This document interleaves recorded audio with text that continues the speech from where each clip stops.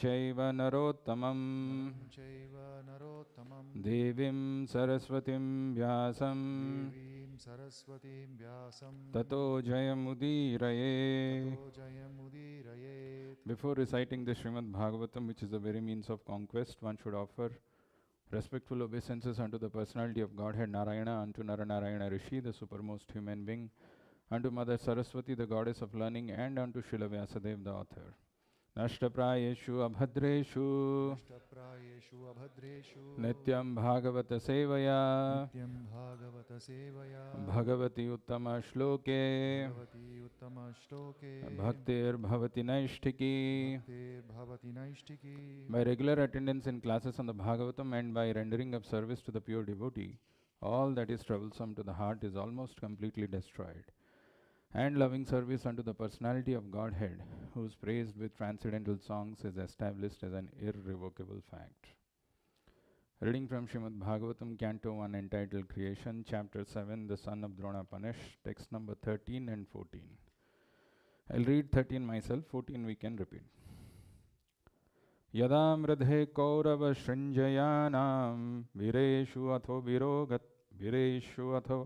viragatim gateshu Brikodara Biddhagada Bhimarsha Bhagnorudande Dhritarashtraputre. We can repeat this.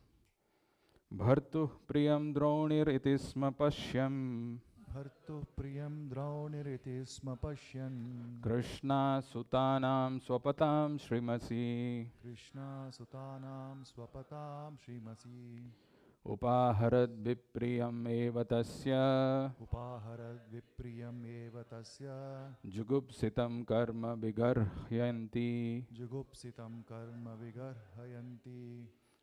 Bhartuh priyam draunir iti sma pashyan Krishna sutanam swapatam siramsi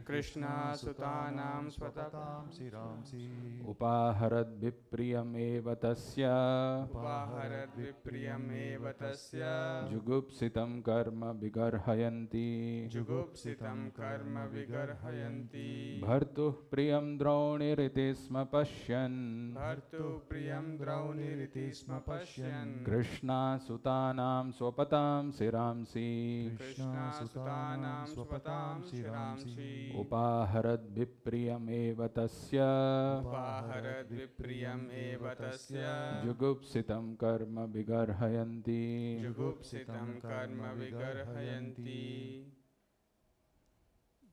priyam drauniriti sma pashyan Krishna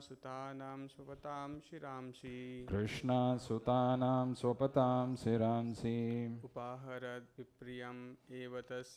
Upaharad vipriyam eva tasya Jugupsitam karma vigarhayanti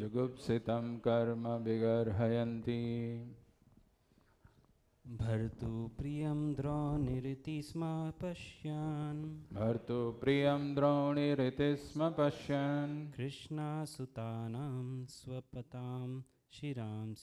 Krishna sutanam swapatam shiramsi Upaharad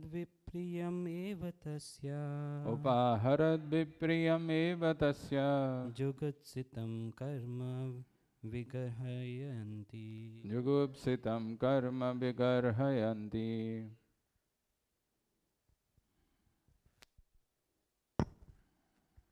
Bhartu priyam drauniriti sma pashyan Krishna sutanam swapatam shiramsi Upaharad vipriyam eva tasya Jugupsitam karma vigarhayanti Bhartu priyam draunir iti sma pashyan Krishna sutanam swapatam shiramsi Upaharad vipriyam eva tasya Jugupsitam karma vigarhayanti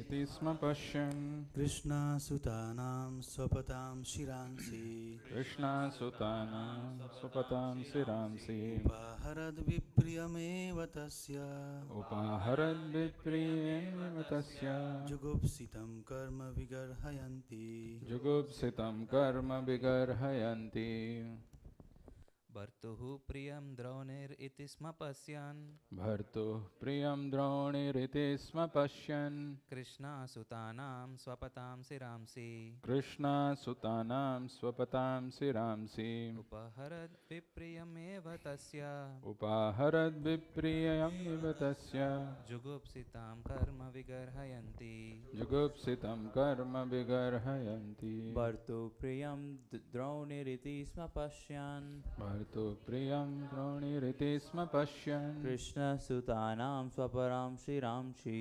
कृष्णसुतानां स्वपतां शिरांसि उपाहरद्विप्रियमेव तस्य उपाहरद्विप्रियमेव तस्य जुगुप्सितं कर्म विगार्हयन्ति जुगुप्सितं कर्म विगर्हयन्ति भर्तुप्रियं द्रौणिरिति स्म पश्यन्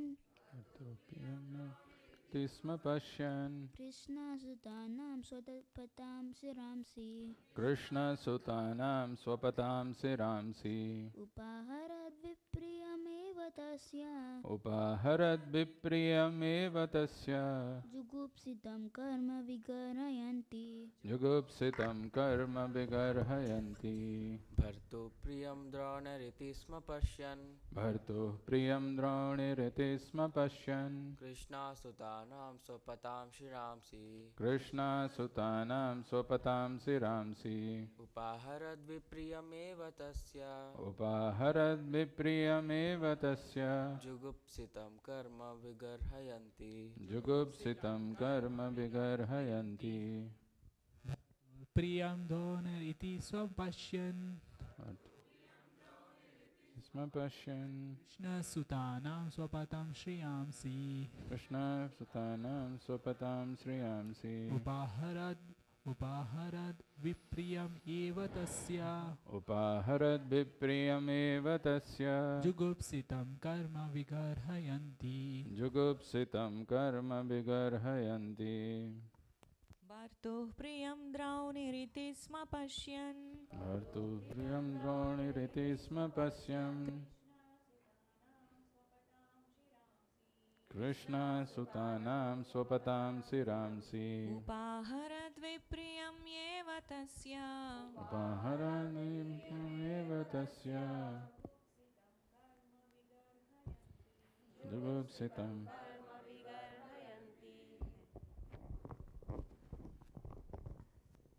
भर्तुप्रियं द्रौणिरिति स्म पश्यन्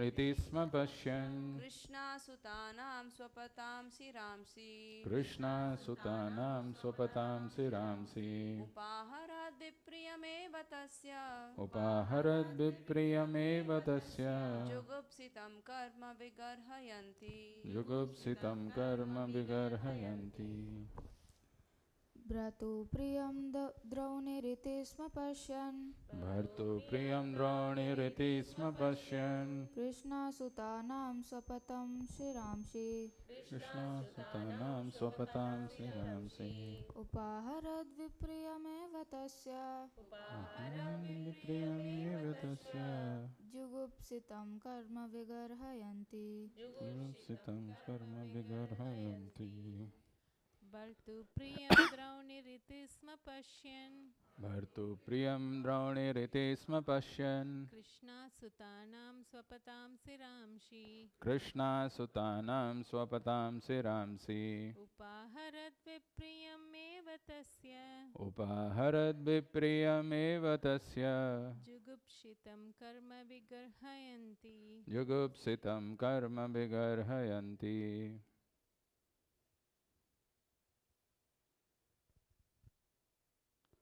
Synonyms. Okay. Anybody online?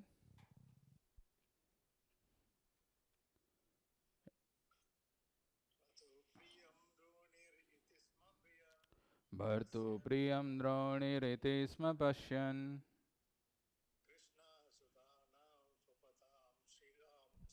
Krishna Sutanam Swapatam Siramsi.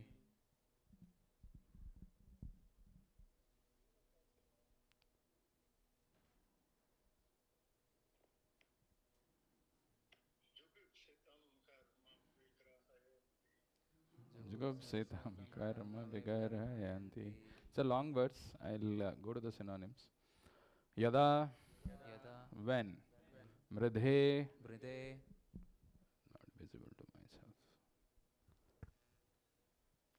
In the battlefield. in the battlefield. Kaurava, Kaurava, the party of Dhritarashtra. the party of Dhritarashtra. Shrinjayanam, Shrinjayanam, of the party of the Pandavas. of the party of the Pandavas. Vireshu, Vireshu, of the warriors. of the warriors. Atho, Atho, thus. thus. Viragatim, Viragatim, the destination deserved by the warriors. the destination deserved by the warriors. Gateshu, Gateshu, being obtained. being obtained. Brikodara, Vikodara, Bhima, the second Pandava. Bhima, the second Pandava. Abidha, Abidha, beaten. beaten. Gada, Gada, by the club. by the club. Abhimarsa, Abhimarsha, lamenting. lamenting. Bhagna, Bhagna, broken. broken. Urudande, Urudande, spinal cord. spinal cord. Dhritarashtraputre, Dhritarashtraputre, the son of King Dhritarashtra. the son of King Dhritarashtra. Bhartuhu, Bhartuhu, of the master. of the master. Priyam, Priyam, pleasing. Pleasing. Dronihi, Draunihi, the son of Dronacharya. the son of Dronacharya. Iti, Iti, thus. thus. Sma, Sma, shall be. shall be. Pashyan, Pashyan, seeing. seeing. Krishna, Krishna, Draupadi. Draupadi. Sutanam, Sutanam, of the sons. of the sons. Swapatam, Swapatam, while sleeping. while sleeping. Siramsi, Shiramsi, heads. heads. Upaharat, Upaharat, delivered as a prize. delivered as a prize. Vipriyam, Vipriyam, unpleasing. unpleasing. Eva, Eva, like. like. Tasya, Tasya, his. Jugupsitam, Jugupsitam, most heinous. most heinous. Karma, Karma, act. act. Vigarhayanti, Vigarhayanti, disapproving. disapproving. Translation and purport by His Divine Grace A.C. Bhaktivedanta Swami Srila Prabhupada. Jai Srila Prabhupada.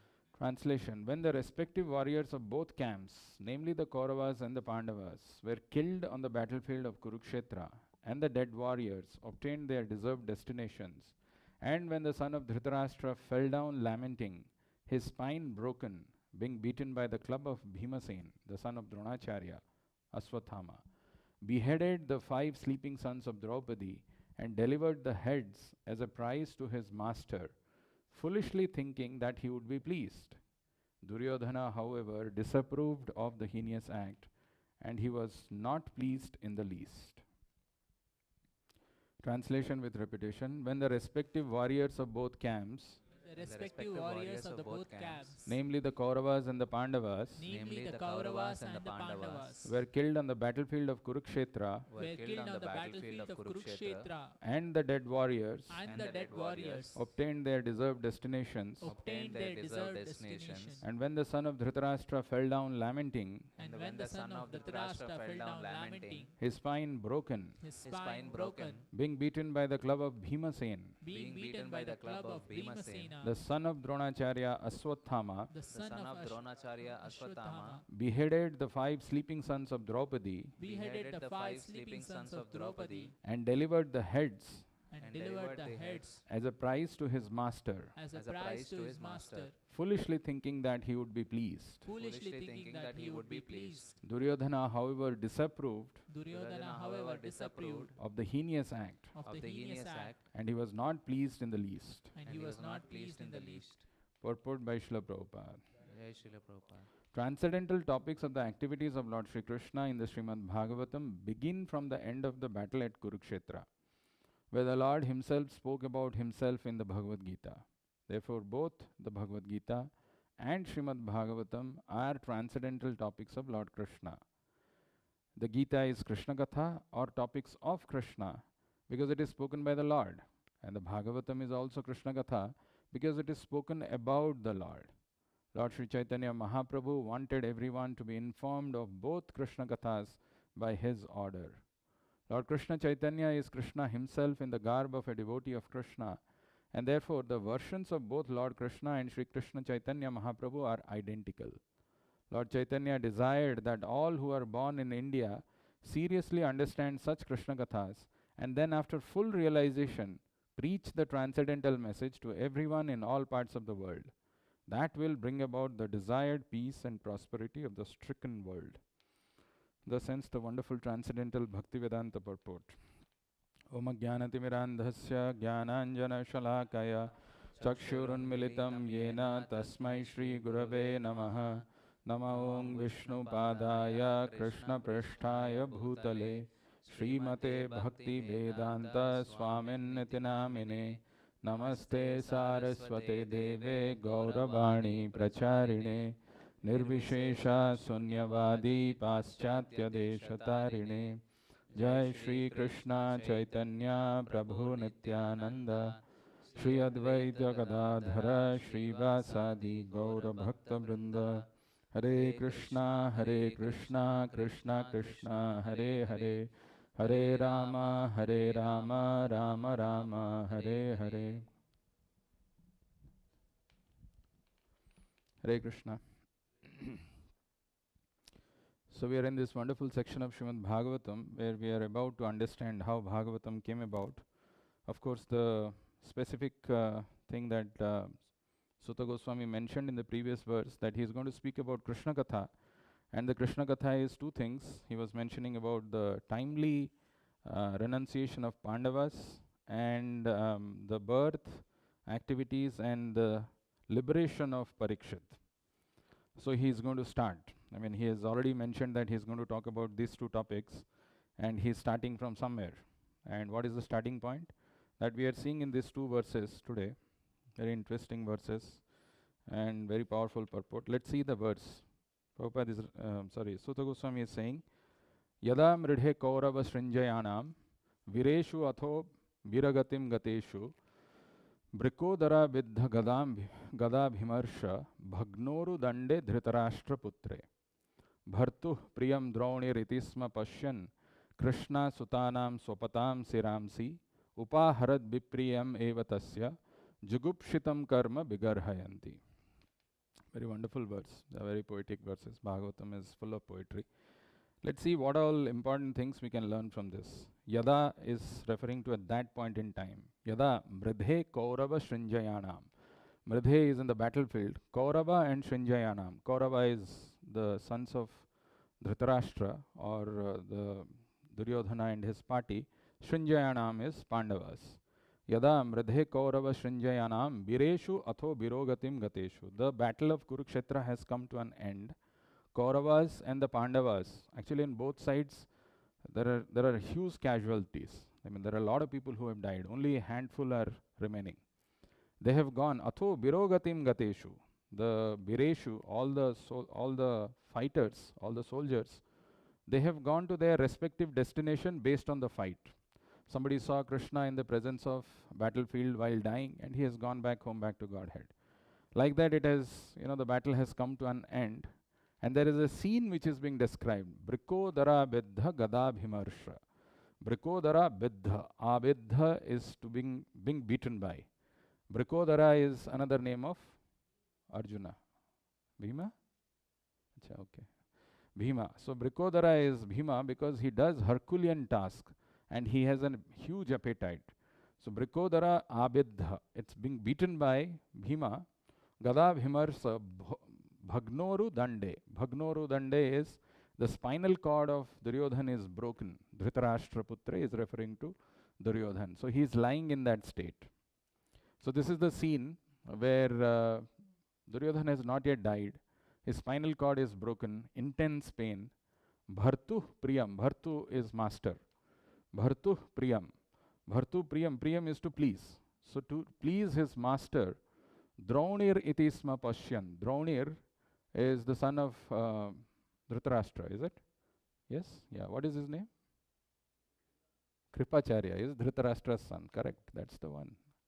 Is it? Hey, you are all shaking head. Duryodhan. Yeah, it is Duryodhan is lying, but Duryodhan is pleasing himself. Bhartu priyam Dronir etisma. That's the right answer. So son of Dronacharya, you have to be alert. Son of Dronacharya is Aswathama. Bhartu priyam Dronir etisma pashyan. The son of Dronacharya, who is Aswathama, he thought that let me please my master, Bhartu priyam. And what did he do? Krishna sutanam sopatam siramsi. Krishna is Krishna, Lord Krishna. Who are his sons? Krishna's sons' names? Samba. No?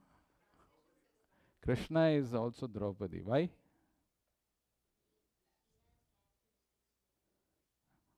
Acha.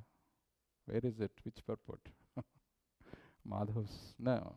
Good try, but not the answer. Why Krishna is called, why Draupadi is called Krishna?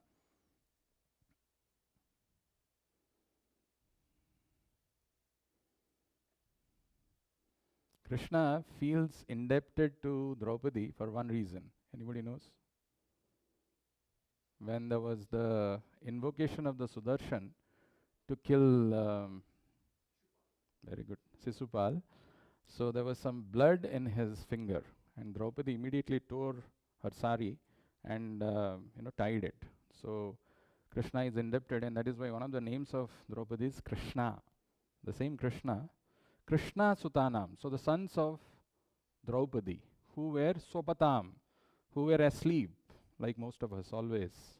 Krishna Sutanam Sopatam Siramsi. And Droni is the son of Dronacharya, Aswathama, went and beheaded them. Upaharad, then he brought those 5 heads as prize. Upaharad Bipriyam Evatasya. And he thought that this will please his master. But Bipriyam Evatasya, Jugupsitam, Bigar Hayanti. All these 3 things is telling that Duryodhana, the person who would have felt happy in this situation, one would have expected, but he is also condemning this act. Jugupsitam. It is very abominable, he is saying. That is a verse. Very interesting verse. When the respective warriors of both camps, namely the Kauravas and the Pandavas, were killed on the battlefield of Kurukshetra, and the dead warriors obtained their deserved destinations, and when the son of Dhritarashtra fell down lamenting, his spine broken, being beaten by the club of Bhimasen, the son of Dronacharya, Aswathama, beheaded the 5 sleeping sons of Draupadi, and delivered the heads as a prize to his master, foolishly thinking that he would be pleased. Duryodhana, however, disapproved of the heinous act, and he was not pleased in the least. Vipriyam is unpleasing, Jugupsitam is most heinous, Bigarhayanti is disapproving. 3 words are used for condemning this act of Aswathama. Let's see, I have divided the class into 3 parts. So the first part is going to be the historical facts, which we will see, which this verse is talking about. We'll go a little deeper into this. Second part, which Prabhupada mentions in the purport very emphatically, is the importance of Krishna Katha. Why Krishna Katha is so important, and why it should be spreaded, why we should become a carrier, instrument in sharing this message. What happens? And the third part is the benefits or the power, the actual impact of that act of sharing Krishna Katha. What happens? From a verse from Bhagavatam. Those are the 3 parts. So the first part is the historical fact or the context which is mentioned in this verse.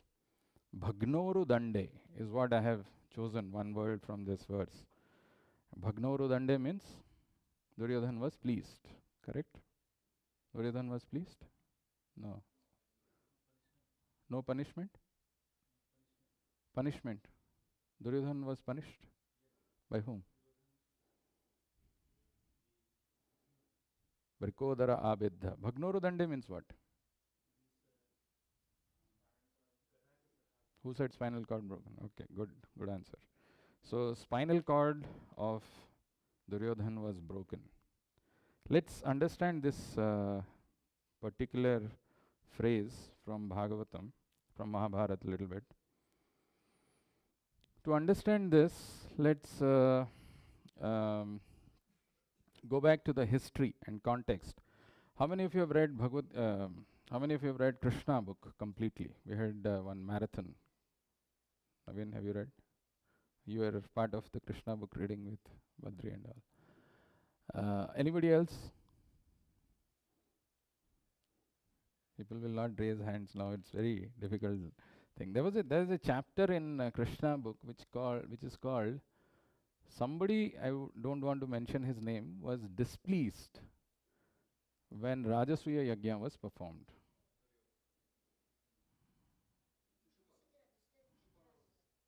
Huh? Dhritarashtra, Sisupal, Duryodhan. Okay, the person who finished Krishna book. It's been a year now? Oh, over a year. Okay. Who was displeased? All of us, we attended quizzes also. Yudhishthira also was displeased. Yudhishthira, the Rajasuya Yajna was performed for Yudhishthira. He was very pleased. He was very happy. Shishupal? Shishupal was displeased. Duryodhana? Any other answer other than whatever we have heard? The chapter is why Duryodhana was displeased at the performance of Krishna, at the performance of Rajasuya Yajna. I think the chapter is something in 70, 75 or something. There is a statement where it comes in Krishna book. You can go back and refer to this, and that is the context. When Sukadev Goswami narrated these incidents of Krishna's killing Sisupal and described the successful execution of the Rajasuya Yajna by Maharaj Yudhishthir, he also pointed out that after the successful termination of the Yajna, who's that? Only one person was unhappy. He was Duryodhana. Duryodhana by nature was very envious because of his sinful life, and he appeared in the dynasty of the Kurus like a chronic disease personified to destroy the whole family. It's a very powerful thing which Sukadev Goswami is narrating. Actually, Parikshit became very curious to ask this question. I'm very surprised why Duryodhan was unhappy at the performance of this sacrifice of Rajasuya, when everybody else was very happy and satisfied and pleased. What happened? Why Duryodhan was unhappy? And in answer to that, in response to that, this is spoken by Sukadev Goswami, and he is telling that he was unhappy because of his envious nature. Duryodhan by nature was very envious, and because of his sinful life, and he appeared in the dynasty of the Kurus like a chronic disease personified to destroy the whole family. Now, let's see some historical context. When Dhritarashtra was born, he was an unwanted child. When Vedavyas was about to conceive, apparently this lady, I don't know what's her name, Amba or somebody, one of them. Not Satyavati. Amba or Ambika, one of those. Ambalika? Ambika probably. Yeah, Ambika, the second one. She closed her eyes. She didn't want to see the scary form of Vedavyas. She didn't want to have this. And Dhritarashtra was born blind. And born blind not just materially but also spiritually. Of course, we know the history, and when Dhritarashtra became the father, or when Gandhari was about to deliver, at that point in time, she heard already that Kunti has delivered. Yudhishthira has already taken birth. So Gandhari was also not very happy. She was envious. She was angry. She actually bet her and out of that Duryodhan was born. The first son was Duryodhan. And when Duryodhan was born, Mahabharata says Vidura went to Dhritarashtra and told that you kill this person, kill him. Because he's born out of envy, he's going to create problems. He didn't say that you abandon him, give it to someone else, let him be taken care by somebody else. He said just kill him. Because if you kill him now, then the further degradation of your name and fame will not happen. Not just your name and fame, but even Kuru dynasty. It will not be defamed. But Dhritarashtra being blind and being illusioned, being having that putra moha, very deep, strong sense of attraction and attachment to his son, couldn't do this. Of course, any father could have probably not been able to do, and that led to further problems. Duryodhan being always envious, this is such a big problem. As Krishna mentions in Bhagavad Gita, that one of the causes why we are here in this material world is envy. Where is it mentioned? Don't give the answer. If you know, raise your hand. Two hands raised. Hari, take a guess. 7th chapter towards the end. Two things. Okay, let me give you the hint. Ichha. Bhagavat Prabhu, complete karo.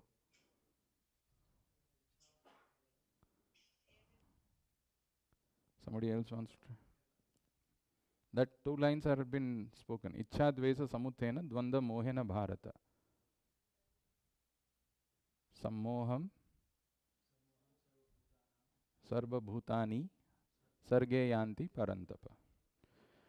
Important to remember, these are all very important verses. So the word that is used there is dvesha. Dvesha is envy. When there is envy in our heart for anybody or anything in life, we don't take the good counsels. When the good counsel comes, when somebody gives us good advice, we don't see the good thing in that because we are engrossed, absorbed in envy. Similar thing happened to Duryodhan many a times in life.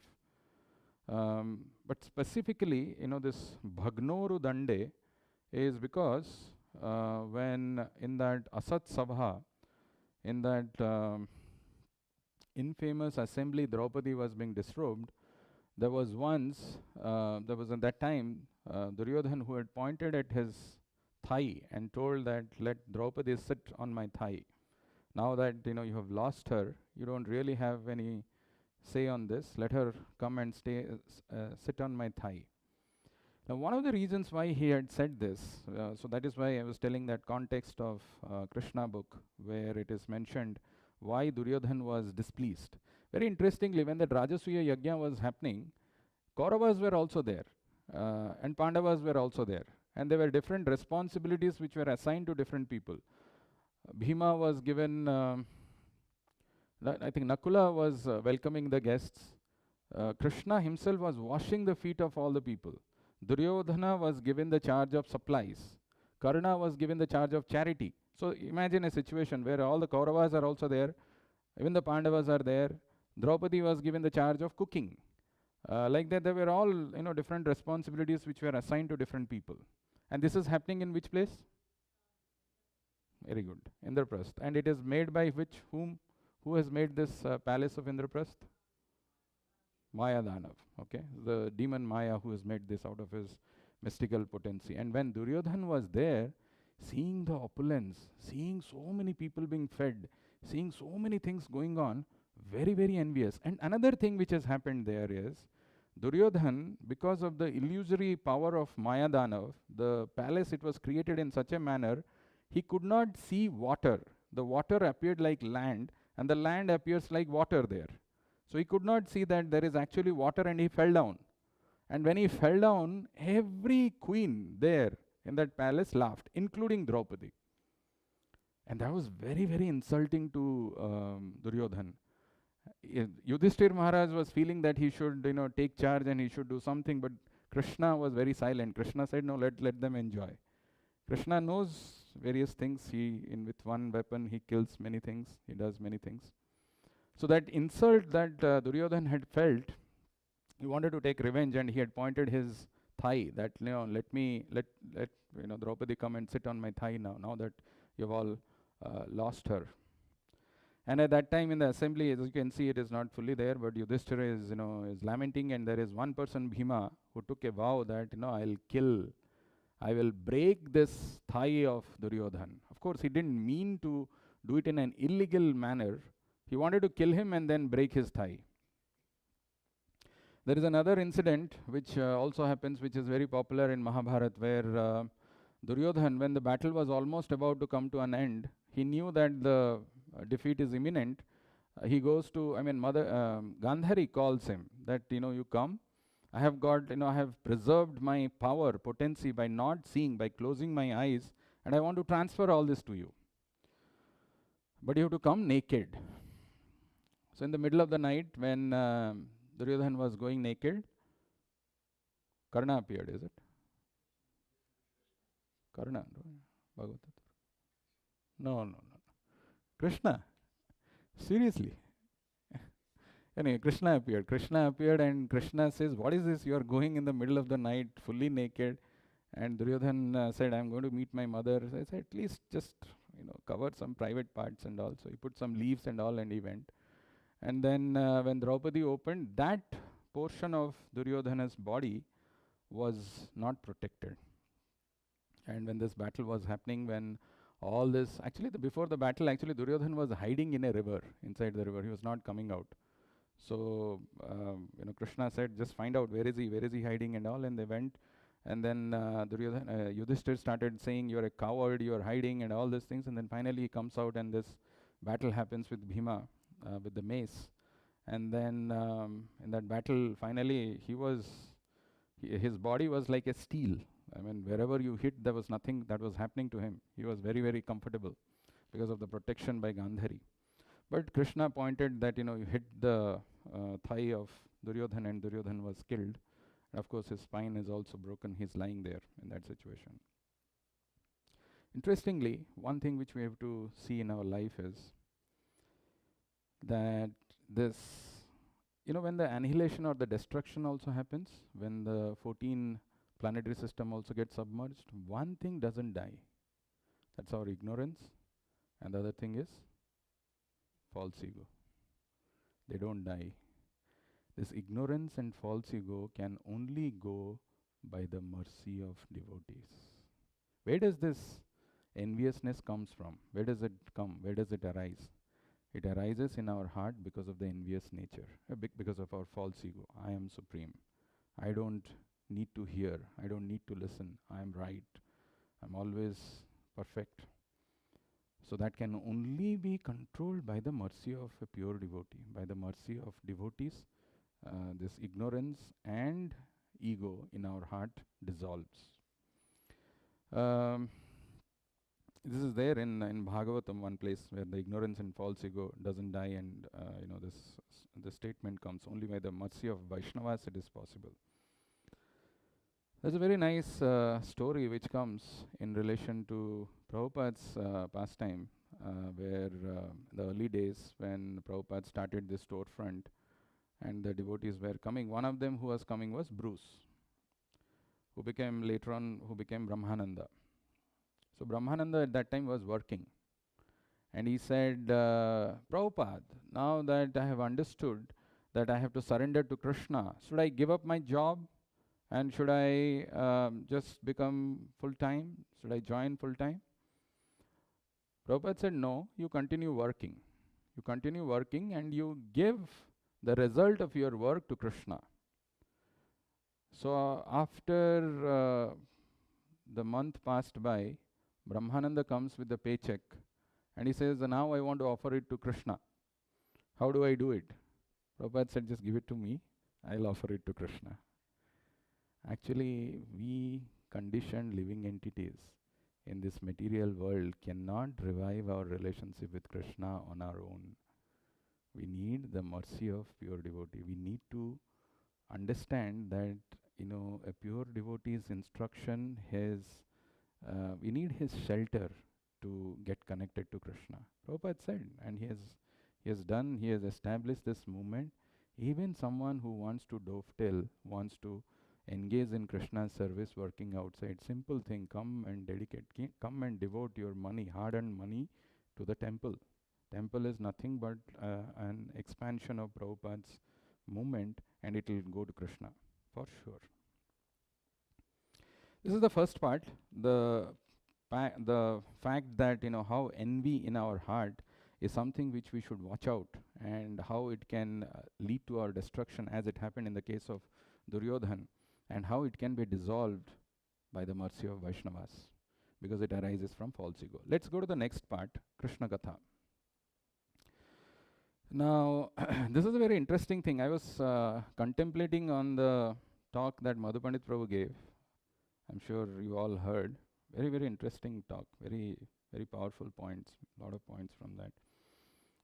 I want you to think about this, how Krishna Katha is so relevant, so important to us in our life. Now, there is a verse which comes, just for your information, in the 5th canto, 11th chapter, where Jadabharata instructs King Rahugana. The context is important to know, which I want to explain in this. The context is, there is a conversation which is happening. King Rahugana has realized that Jadabharata is very, very advanced personality. 5.11.1, this verse that I am referring to. So, he has understood and he has fallen down, but still he has some doubts. He has some, some questions in his mind, and he is putting forward before whom? Jadabharat. So interestingly, at that time, Jadabharat is saying, my dear king, although you are not at all experienced, you are trying to speak like very experienced man. Consequently, you cannot be considered an experienced man. An experienced person does not speak the way you are speaking about the relationship between a master and a servant, or about material pains and pleasures. These are simply external activities. Any advanced, experienced man, considering the absolute truth, does not talk in this way. And in the purport, the second line, Prabhupada is saying, similarly among people in general, 99.9% try to talk like experienced advisors, but they are actually devoid of spiritual knowledge and are therefore like experienced children speaking nonsensically. Very important thing. In our life, we also interact with so many people and people give us advice. You have a problem? Yeah, I have a small problem. Actually, I'm not understanding what to do. Don't worry, I have gone through this in my life. This is what you have to do. We also think, yeah, this is right. He is so confident. Like that, not just one. Hundreds of people come and they give us advice. We hear to them, we listen to them. But Prabhupada is saying 99% of the people try to talk life like experienced advisors, but they are actually devoid of spiritual knowledge and are therefore like inexperienced children speaking nonsensically. Very important thing. Is it some poetic exaggeration that Prabhupada is saying 99%? 99% means, if there are other people who are there, if we consider ourselves to be devotees or trying, then we are probably in that 0.1%. Is it really exaggeration or is it actual? What do you think? 99% of the people in this material world are devoid of spiritual knowledge. You agree or disagree? Agree? How many of you think it is just exaggeration? Simply Prabhupada is. There are some liberty you can take. While writing, you can take that poetic exaggeration and say that, okay, 99.9% of the people are, they're just spiritually blind. What do you think?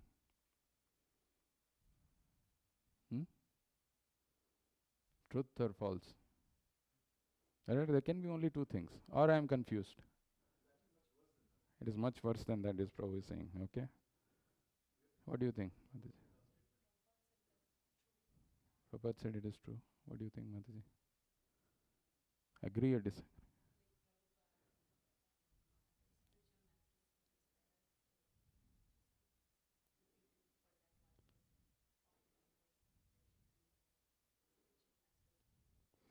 Okay, let us understand factually when we associate with people who are not devotees.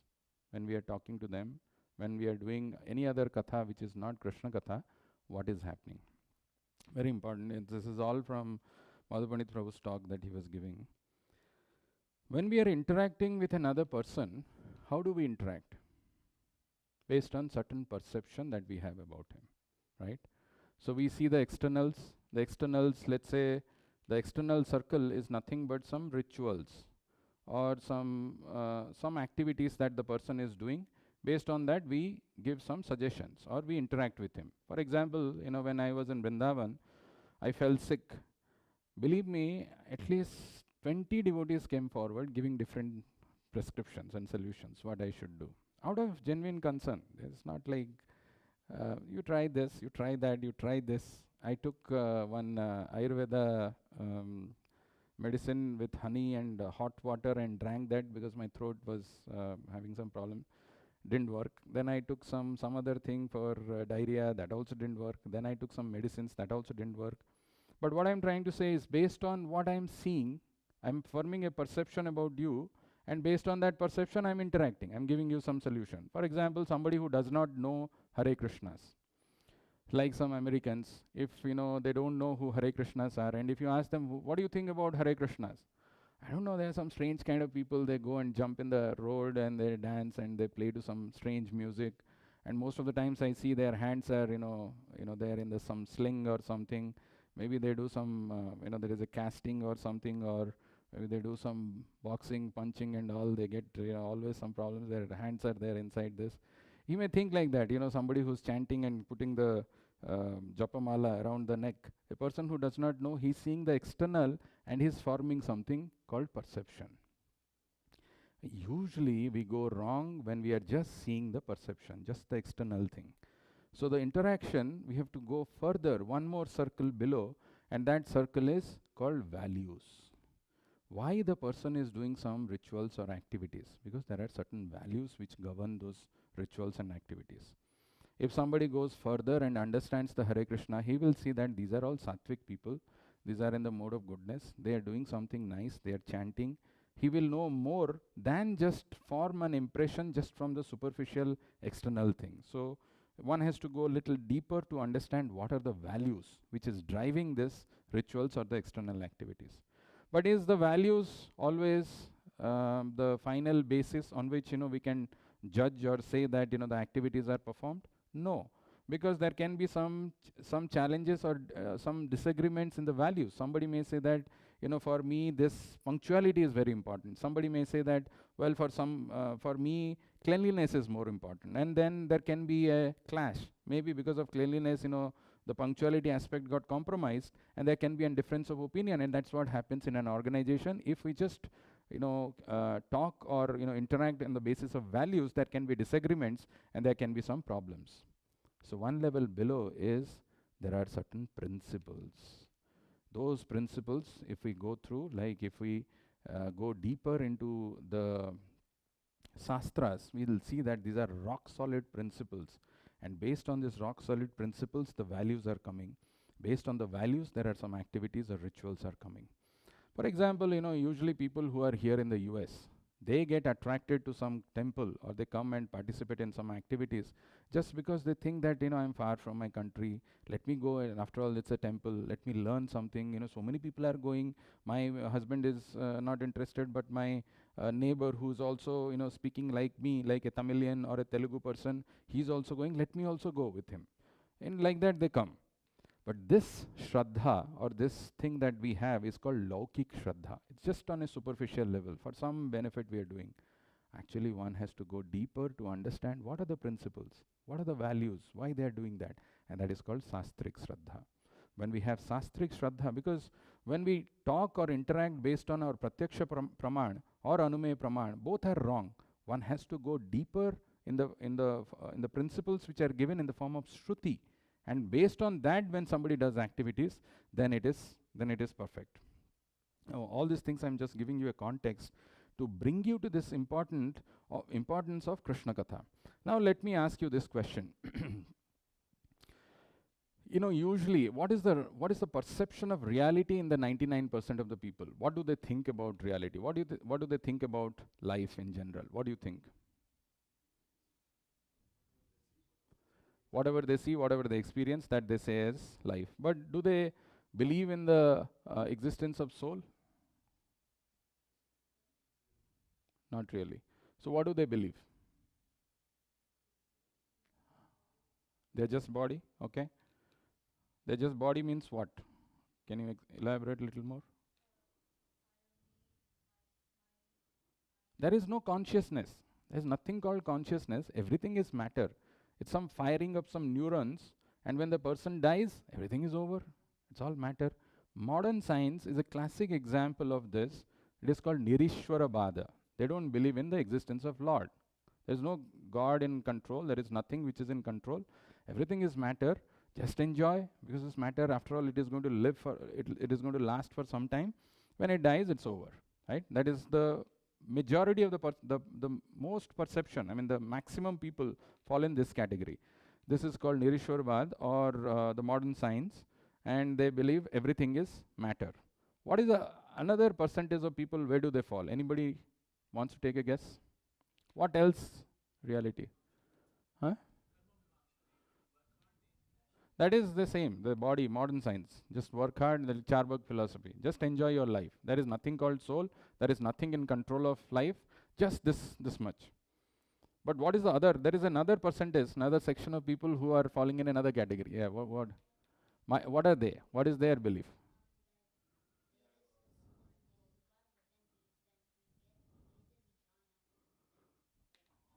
I'm talking about reality. When you are there, but not there. Reality is illusion. That's the one. Maya, this is Brahma Satya Jagat Mithya. Everything is false. You know this Mayavadis and Sunyavadis. Who are the Sunyavadis? Buddhists. They say reality is illusion. What does that mean?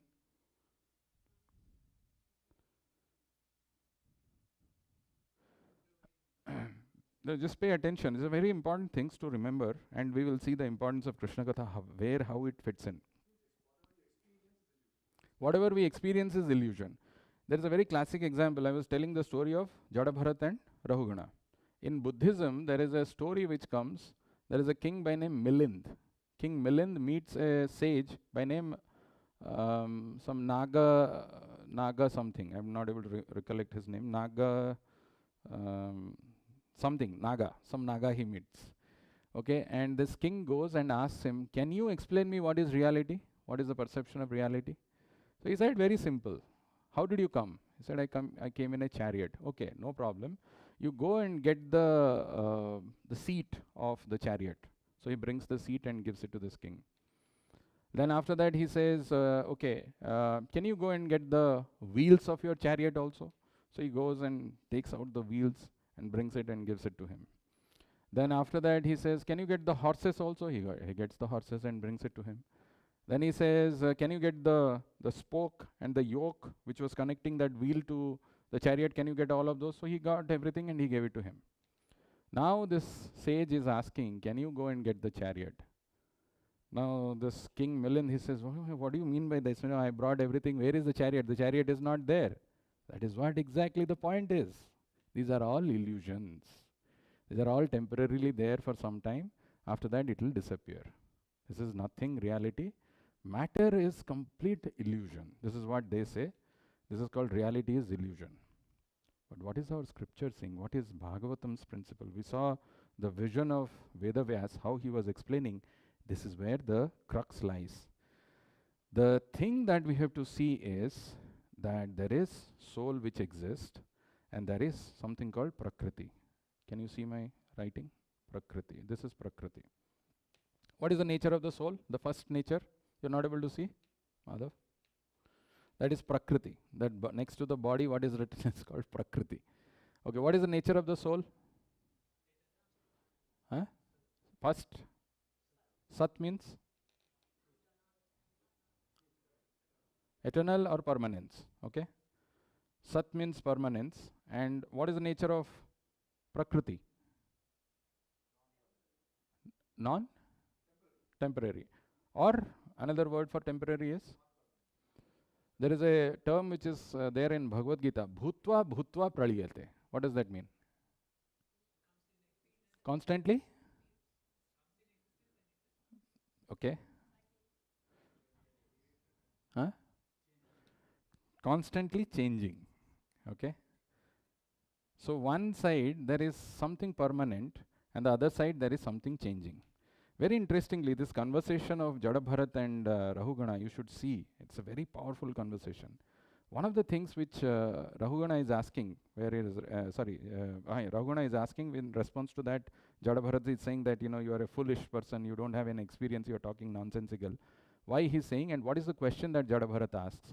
Jada Bharat is saying that you said that the soul is eternal, But isn't it the soul, when it is there in a fat body, it identifies with the fat body?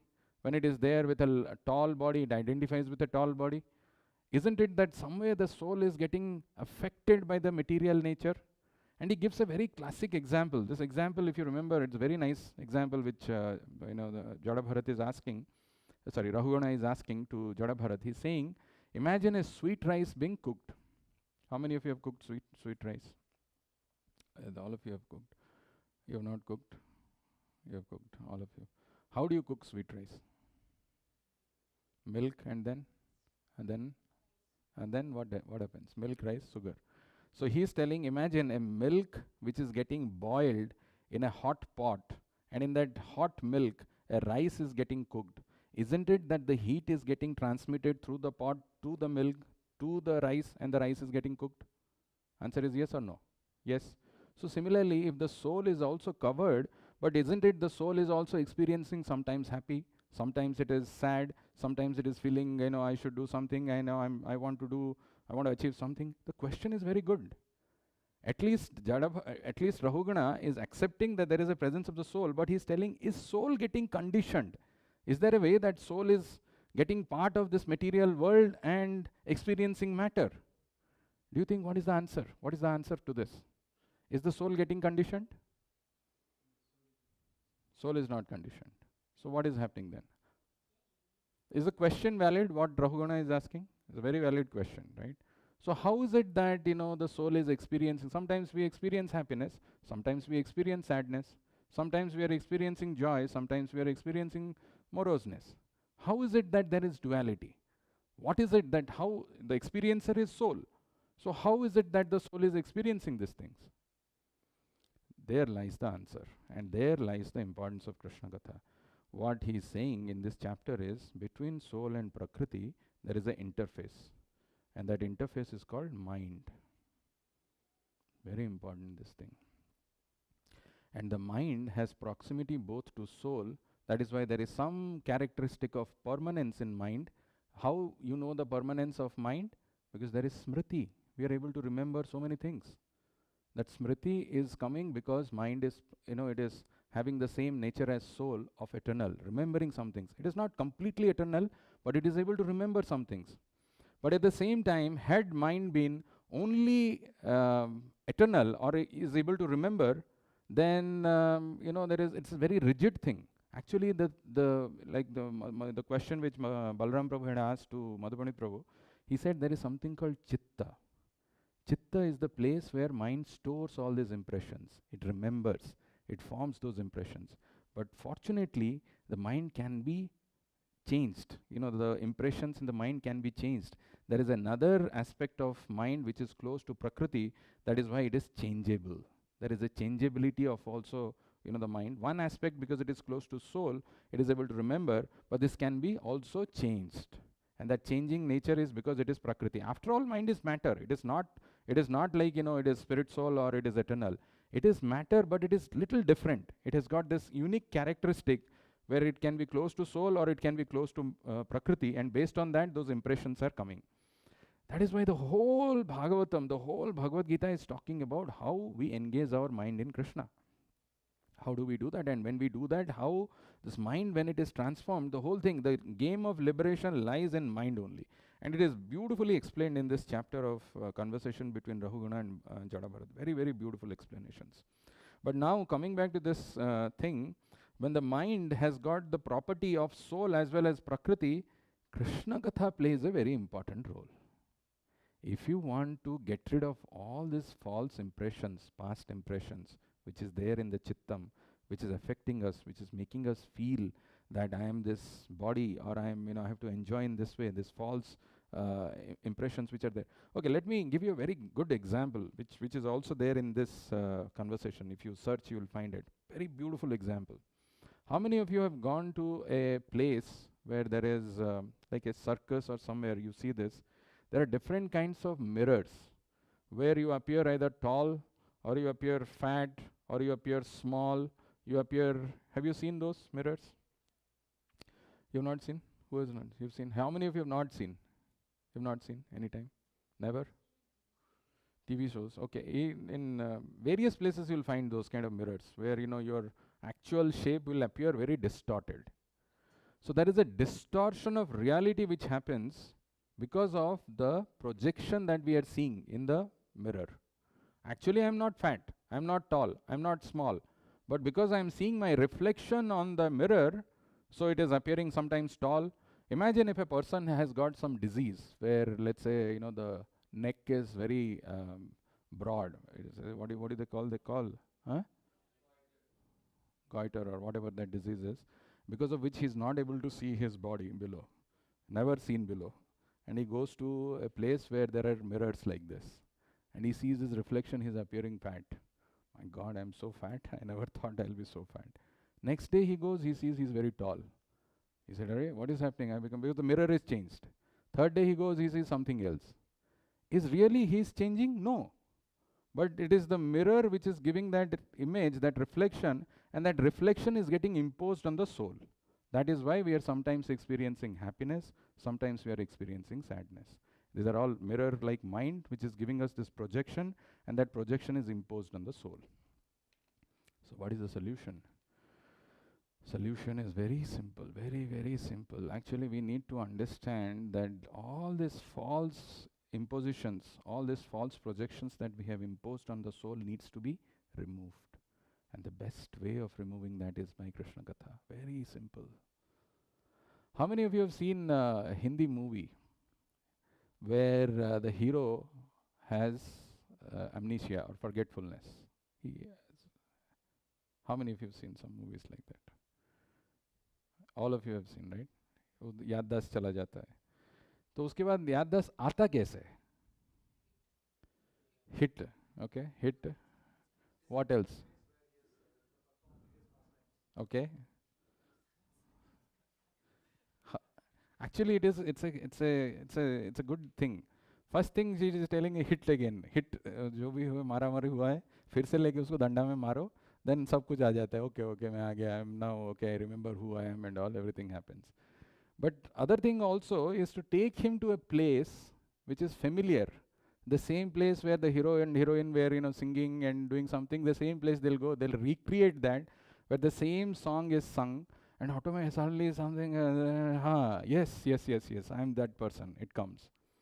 Like that, presently there is a strong sense of forgetfulness of Krishna, because of which the strong impositions of projections. I'm this body, I'm this, I am to enjoy, and I'm here in this material world, I'm going through all these things, it's going on.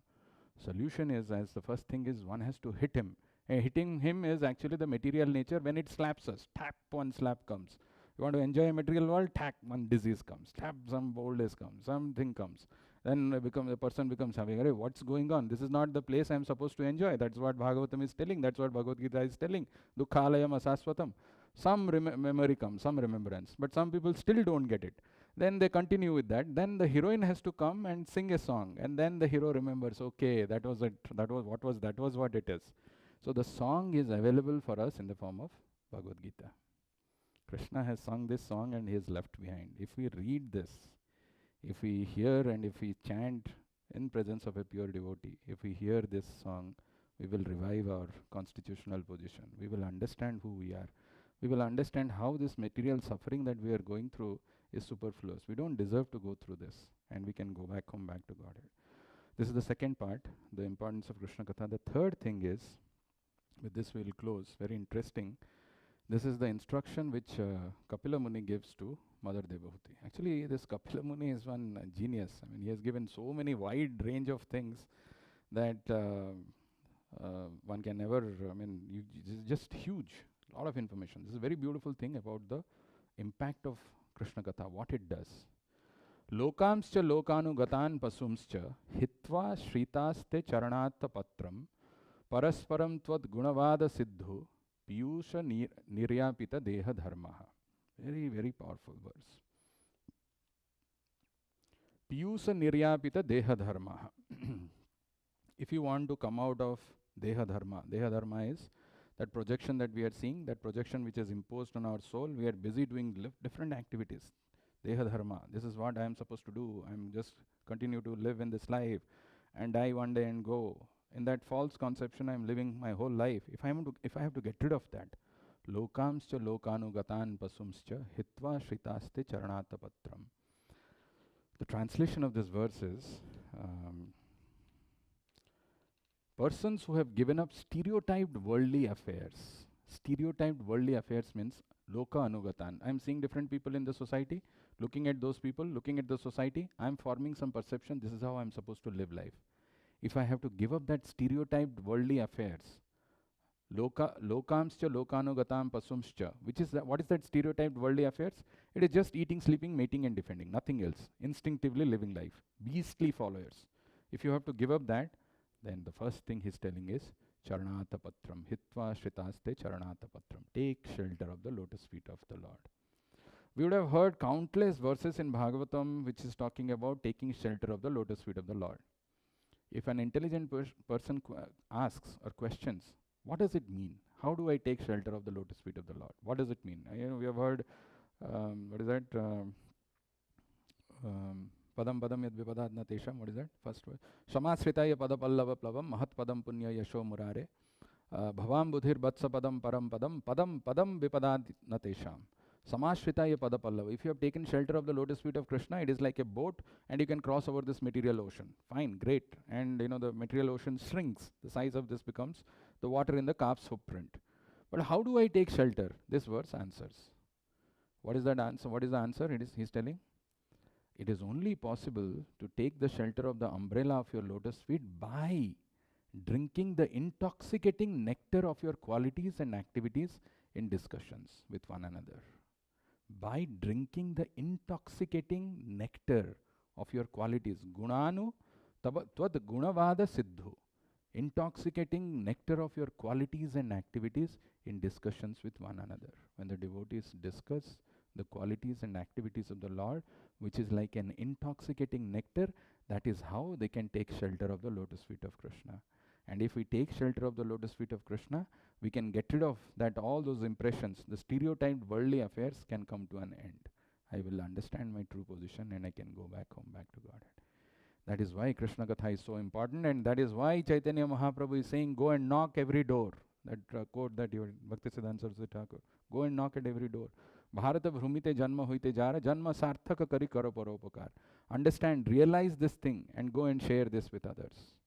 If we do that, people are in deep state of forgetfulness, somehow or other. If you can share, some interest arises and a person takes up to this path of devotion, he'll go back home, back to Godhead. So these are some of the things. Just to give you a summary before I ask you any questions.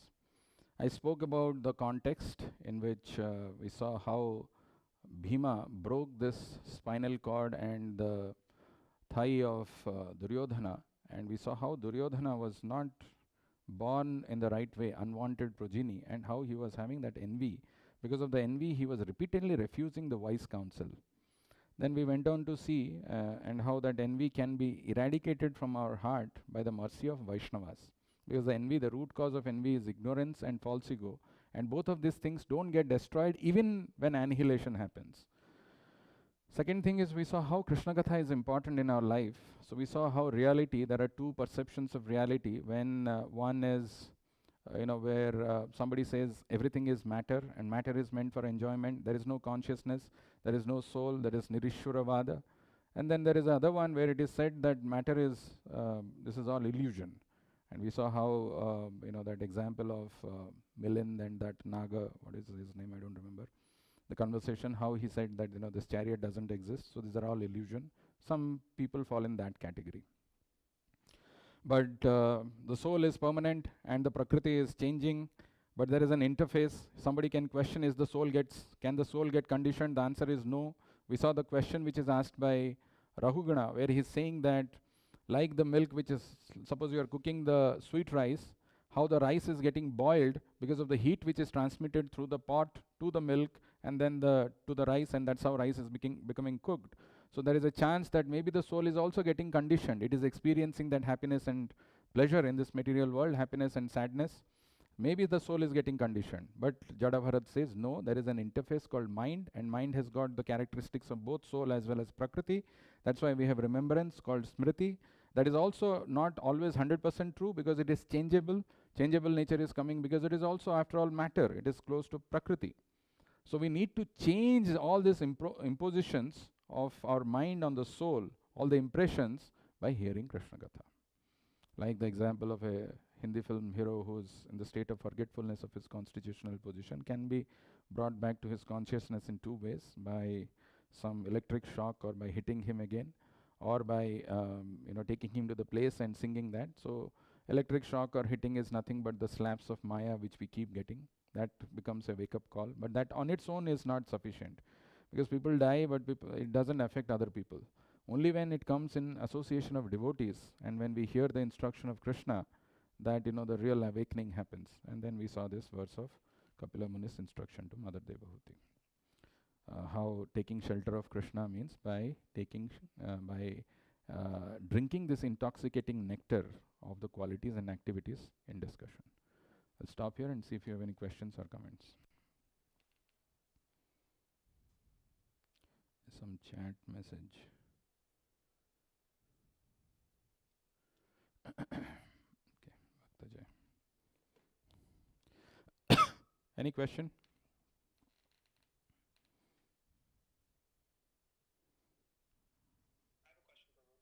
Yes, please. Go ahead, Bhakta. Thank you for the class. Very nice.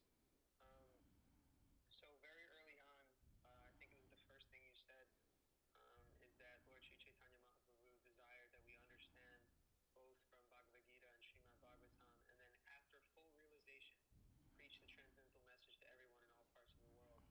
So I guess I'm wondering what does full realization mean? Yeah, that's a good question. Often, in the hurry to explain, sometimes we don't pay attention to making our life perfect. Full realization means we should also endeavor, there should be an internal goal in understanding these concepts very well. That is called realization. Then whatever you speak will have some impact. It will not be some mental speculation. But at the same time, you really just can't wait till that eternity when you are completely self-realized and then you go and preach. Prabhupada clarifies, actually the important thing is to share this message, whatever degree you have understood, whatever realizations you have, you must go and share. Because Krishna also in Bhagavad Gita says, there is no one who's more dear to me than he who goes and preaches about my message. So we need to do that. At the same time, we should not miss out on the goal of self-purification and realization, or coming to understand these things which are explained by our Acharya. Does it make sense? Yes. Just to clarify, does realization also mean when theoretical knowledge becomes practically applied in one's life, like when one is also applying it, or can realization happen without application? Yeah, so it's when the knowledge of head transforms to knowledge of heart, or when we apply it in our life. And Madhupandit Prabhu says the degree to which we are hearing the chanting, every sound, to that degree we can realize this. If our hearing is very well, very nice, same holds true even when we are sitting in Bhagavatam class. If our hearing is very attentive, if we hear properly, then naturally we will think the next step, the logical next step is, I'll be thinking, how do I apply that in life? And to the degree which we are applying, to that degree we can realize this. So these are linked. Does that help, Prabhu? Yes, Prabhu. Thank you. Hare Krishna. Hare